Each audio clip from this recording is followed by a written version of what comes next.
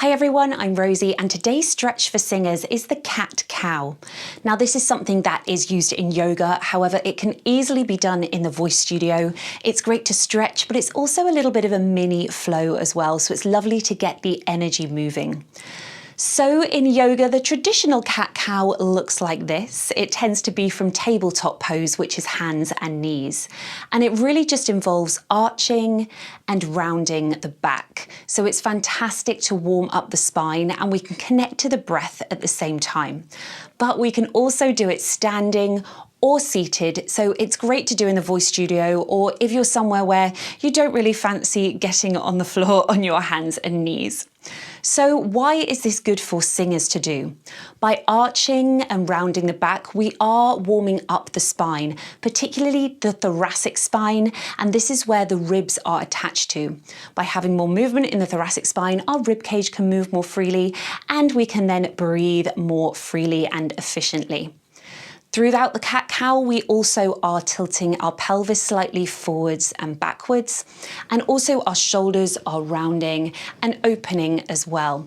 We want to decrease any excess tension in the pelvis and the shoulders, so this gives us a little bit of movement and freedom, but it also helps to find our most neutral alignment, and we know that alignment is really important for singers.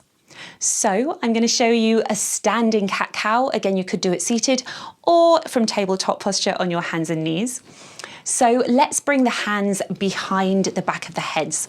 So it's just going to be gently rested there. They're not going to be pushing or putting pressure on the head at all. It's just to give a bit of support and also to stretch and open the chest as well and just get more out of this short sequence. So find your starting posture here. And then on an inhale, you'll arch the back. So this will be opening the chest. Elbows can draw away from you and you can look up slightly. On the exhale, round the back and the elbows draw together and you're just looking down to your feet here. And then you just continue to flow like this. So inhale to arch and open, the pelvis tilts forward here. And then rounding the back. And the pelvis will tilt back as well. You'll feel the shoulder blades opening. Inhale to arch and open, shoulder blades draw together. Exhale to round. And then come back to neutral and release. So it's also a lovely way to bring yourself into the present in the studio, the voice studio, just to gain a bit of focus as well. Having that awareness of the breath is fantastic.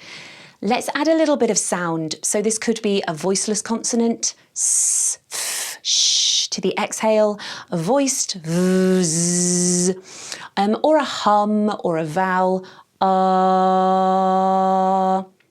You can do it on a held pitch or descending, free organic sound can feel quite nice as well. So we'll add this to the exhale. Not only does it allow us to connect to the voice, but it also helps us to feel the muscles of exhalation a little bit better, which ultimately are then going to support our voice. So come back into our starting posture. On the inhale, we'll arch, open, and then round. And keep this movement going until the end of your sound. So you might end up rounding a little bit more. And then we'll repeat. Inhale to open.